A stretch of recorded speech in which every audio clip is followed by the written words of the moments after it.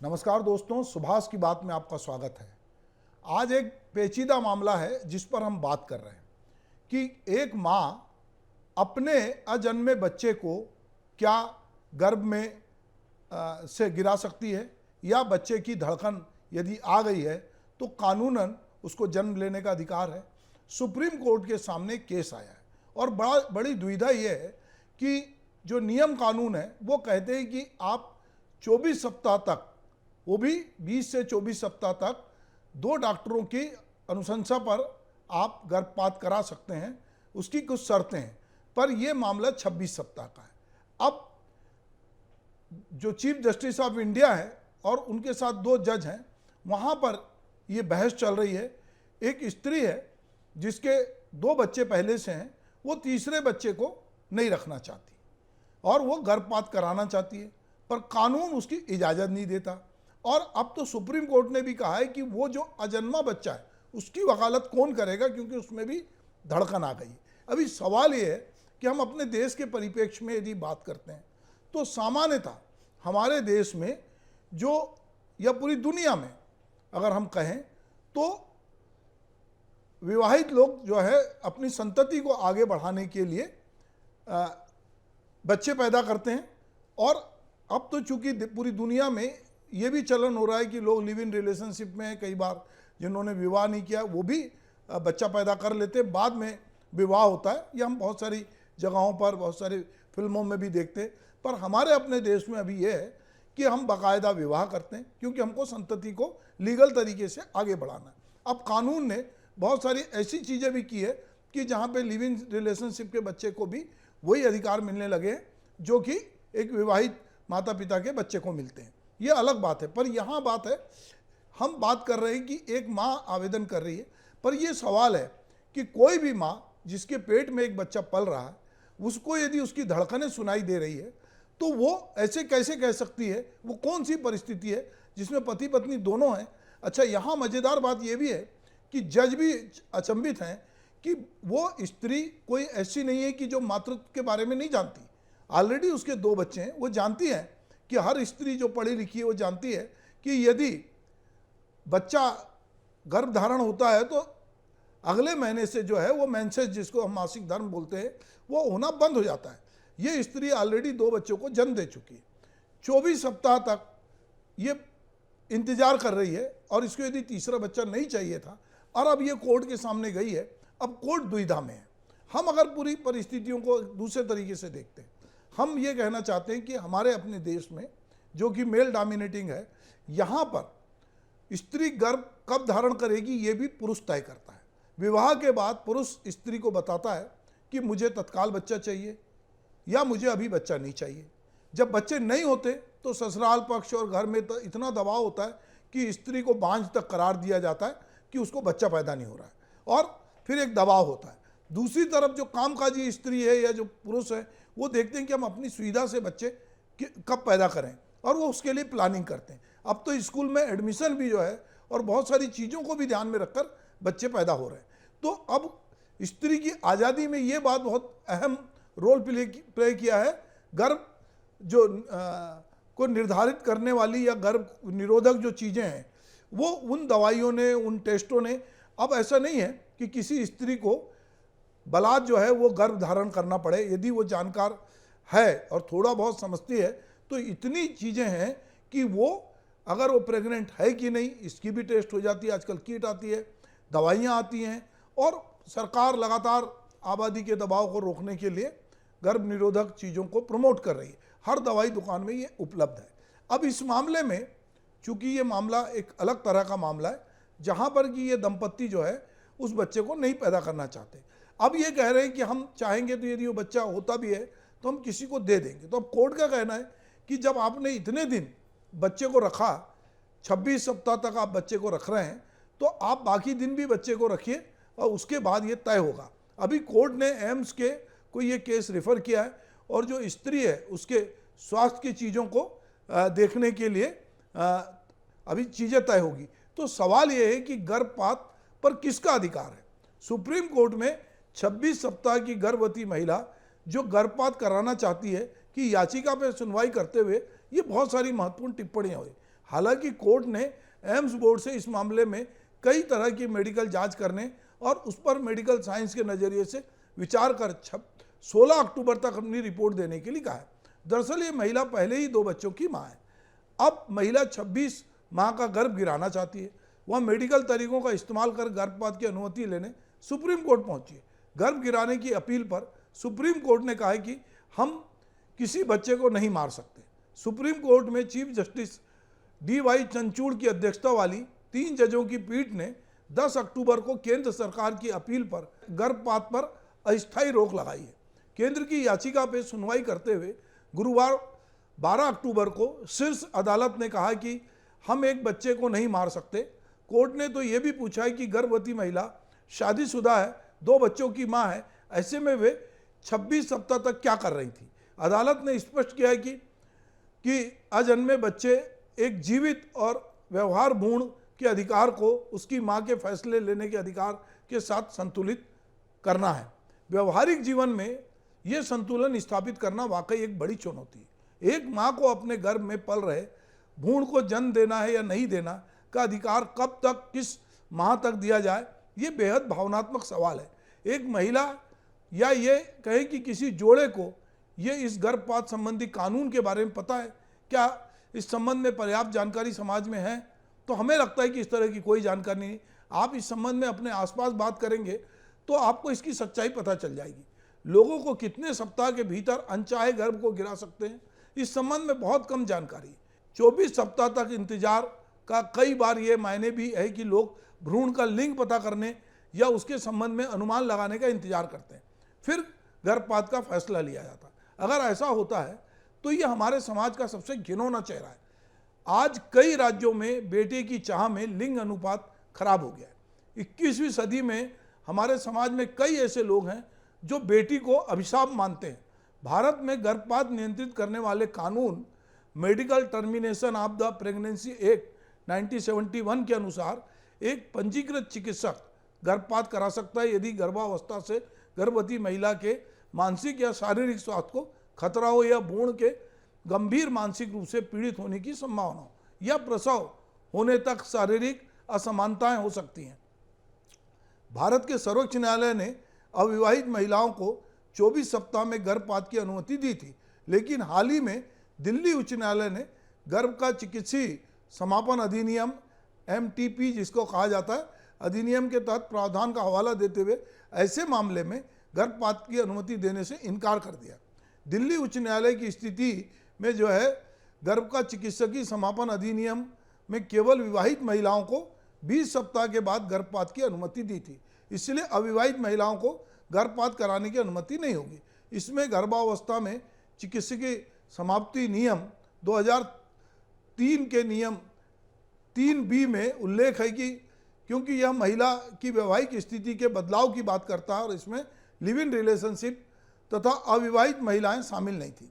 सर्वोच्च न्यायालय के जो फैसला है उसकी पीठ ने 2021 में संशोधित MTP अधिनियम के प्रावधानों की धारा 3 के स्पष्टीकरण में पति के बजाय पार्टनर शब्द शामिल किया, जो संसद की मंशा को दर्शाता है कि यह केवल वैवाहिक संबंधों से उत्पन्न स्थिति तक सीमित करने के लिए नहीं था। इसमें यह भी कहा गया है कि याचिकाकर्ताओं को इस आधार पर कानून के लाभ से वंचित नहीं किया जा सकता कि वह अविवाहित है और ऐसा करना कानून के उद्देश्य एवं भावना के विपरीत है।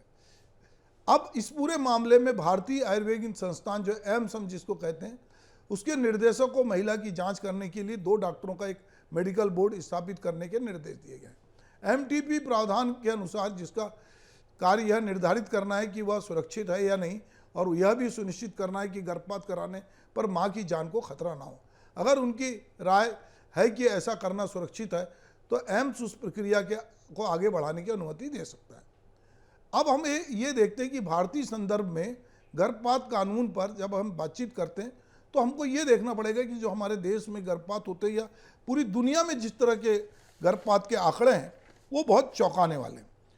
56 मिलियन जो हैं हर साल गर्भपात होते हैं और इतने ही जो है अनसेफ जो गर्भपात होता है उसमें भी 56% रेशो है जो कि असुरक्षित गर्भपात है। अब इसमें अगर हम इस रेशो को और अगर बांटें तो हम देखेंगे कि 21 यानी 21% जो है निम्न मध्यवर्गीय या मध्यवर्गीय लोग हैं, 22% धनाढ्य लोग हैं और 57% गरीब लोग हैं जो कि सरकारी अस्पतालों में या यहाँ वहाँ जाकर गर्भपात कराते हैं। और पर हम ये देखते हैं कि ये जो गर्भपात है या भ्रूण जो हत्या होती है वो भी एक प्रकार का गर्भपात है।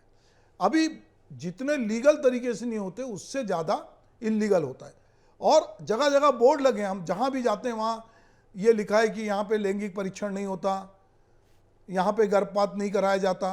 पर हम जानते हैं कि हमारे भीतर बेटे की लालसा है, हमारे भीतर अनचाहे गर्भ को गिराने की लालसा है। तो बहुत सारे नीम हकीम खतरे जान या बहुत सारे डॉक्टर या बहुत सारे क्लिनिक या पैथोलॉजी लैब में या उसकी आड़ में ये बहुत सारे टेस्ट होते हैं, सोनोग्राफी टेस्ट होते हैं, एक्सरे होता है और लोग इसमें लूटमार करते हैं क्योंकि इसमें इज्जत से मामला जुड़ा है। यदि एक लड़की अविवाहित है, वो नहीं चाहती कि ये पता किसी को चले कि मैंने गर्भ धारण कर लिया। वैसे तो अब गर्भ धारण ना करे इसके लिए इतने उपाय हैं कि स्त्री की आज़ादी में या कहें कि उसकी देह की आज़ादी में इन जो गर्भ निरोधक चीज़ें उपलब्ध हैं उसने बहुत अहम रोल प्ले किया है। अब स्त्री जानती है कि यदि वो चाहेगी तो ही वो गर्भ को धारण करेगी, नहीं चाहेगी तो उसके पास, यदि पुरुष ने सुरक्षा नहीं भी बरता है तो उसके पास बहुत सारे उपाय हैं, बहुत सारी दवाएं हैं जिनके माध्यम से वो गर्भ धारण चाहे तो करे, ना चाहे तो ना करे। पर कई बार स्त्री से लापरवाही होती है और कई बार कुंवारी लड़कियों से, कम उम्र की लड़कियों से उनको कोई कानून नहीं मालूम है और जब वो देर हो जाती है तो वो इस तरह के डॉक्टरों के, नीम हकीम के चुंगल में फंसती हैं जहाँ से उनको असुरक्षित जो है वो गर्भपात कराया जाता है। और जो विवाहित लोग हैं वो बेटे की लालसा में कई बार जब बेटी होती है तो भ्रूण हत्या होती है। और हम ये देखते हैं कि हमारे देश में जो राजस्थान, हरियाणा जैसे राज्य हैं जहाँ पर कि बेटे की चाहत में बहुत सारी स्त्रियों को पति के कहने पे या परिवार के कहने पे जो है वो गर्भपात कराना पड़ता है, जिसको हम भ्रूण हत्या कहते हैं, वो करना पड़ता है। इसीलिए हम देखते हैं कि हमारे स्त्री पुरुष का रेशो कई कई जगह पे बहुत कम है। अभी धीरे धीरे चेतना आ रही है और अब लड़की किसी लड़के से कम नहीं है, लड़की है तो लड़ सकती है। लड़कियों ने बहुत सारे क्षेत्र में ये बताया है कि वो अपने पिता का, परिवार का जितना ध्यान रखती हैं उतना कोई ध्यान नहीं रखता। धीरे धीरे मानसिकता बदल रही है पर अभी भी हम देखते हैं, हम उस तरह की दुनिया की कल्पना करें जिसमें कोई स्त्री ना हो या उस शहर की कल्पना करें। अनिल कपूर की एक फिल्म थी जिसमें इस तरह का एक गांव था जहां जो स्त्री विहीन था, बड़े मुश्किल से एक स्त्री को लाके जो भाई हैं सब लोग उसको अपनी पत्नी बनाते हैं। बहुत ही डरावनी या आपको दहला देने वाली फिल्म थी। अगर हम कल्पना करें कि एक स्त्री नहीं होगी या स्त्रियों के बिना संसार कैसा होगा, सारे कलर गायब हो जाएंगे। पर हम इसके बावजूद देखते हैं कि हमारे देश में जो भ्रूण हत्या हो रही है वो खास करके जो लड़कियां हैं, अगर गर्भ में ये पता चल जाता है कि ये लड़की है तो उसको मार दिया जाता है। अब ये बहुत सारे लोगों को नहीं मालूम कि हमारे देश में जो गर्भ गिराने के लिए जो कानून है वो कानून क्या कहता है। इसीलिए अगर हम अपने आसपास जब भी पूछते हैं तो लोगों को इसके बारे में नहीं मालूम। ये एक बहस है सुप्रीम कोर्ट में, माता पिता दोनों ही मतलब पार्टी हैं और जो विवाहित हैं और वो नहीं चाहते कि वो बच्चा हो। पर ये बहुत चौंकाने वाली बात है कि वो जानते थे कि उसने गर्भ धारण कर लिया है और ये बच्चा धीरे धीरे उसकी सांसों में घुलता जा रहा है। एक माँ के बच्चे के लिए जो है उसकी माँ के भीतर जो सुरक्षित स्थान हो, जो उसका घर होता है। इसलिए हम देखते हैं कि जब बच्चा पैदा होता है तो वो उसी स्थिति में बहुत समय तक पड़ा होता है जैसा वो माँ के पेट में है और माँ उसको पूरा एहसास होता है। इसलिए जब किसी बच्चे को चोट लगती है या कोई तकलीफ होती है तो उसके मुंह से अनायास ही माँ शब्द निकलता है और उसका लगाव अपनी माँ से होता है क्योंकि माँ उसको धारण करती है। अब ये अलग बात है कि नई नई फैसिलिटी आ गई है तो लोग अब सरोगेट मदर की बात करने लगे, अब बहुत दूसरे तरीके भी ईजाद करने लगे। फिर भी एक माँ की जो देह है उसके भीतर जो बच्चा पलता है और जो माँ से जुड़ा होता है, जब बच्चा पैदा होता है तो उसकी नली, जिसको हम नाल बोलते हैं, वो काटी जाती है और उसको माँ से अलग किया जाता है। तो ऐसी माँ जिसके सीने में उसको उसकी धड़कन सुनाई आती है 24 घंटे, वो माँ गई है तो कहीं ना कहीं उस माँ, ये भी समझना पड़ेगा कोर्ट को कि ये माँ ऐसा क्यों कर रही है। ऐसा एक बच्चा इतना भारी क्यों हो जाएगा कि वो उसको आगे नहीं ले जाना चाहती। आने वाले समय में ये जो केस है एक नज़ीर बनेगा हमारे देश में कि आप चाहे विवाहित हों, आप अगर बच्चे को धारित नहीं करना चाहते, बच्चे के गर्भ को मां नहीं लेना चाहती, तो उसको ये राइट नहीं है। और कानून की बारीकी को पूरे देश को बताना पड़ेगा, और ख़ास करके जो नवविवाहित हैं उनको भी, जो लड़कियां उनको भी। स्त्री विमर्श में जब ये बात होगी तो ये बात बहुत होना चाहिए कि एक स्त्री को कब गर्भ धारण करना चाहिए, किन स्थितियों में उसका स्वास्थ्य कैसा होना चाहिए। क्योंकि हम ये देखते हैं कि हमारे यहाँ अभी तो धीरे धीरे जो प्रसूति के समय होने वाली मृत्यु कम हुई है, पर हमारे यहाँ अभी भी बहुत सारे लोग घर में प्रसूति कराते हैं। अस्पताल की प्रसूति के लिए बहुत सारी प्रोत्साहन राशि भी दी जाती है। इसके बावजूद प्रसूति के दौरान स्त्रियां मौत के मुंह में जाती हैं।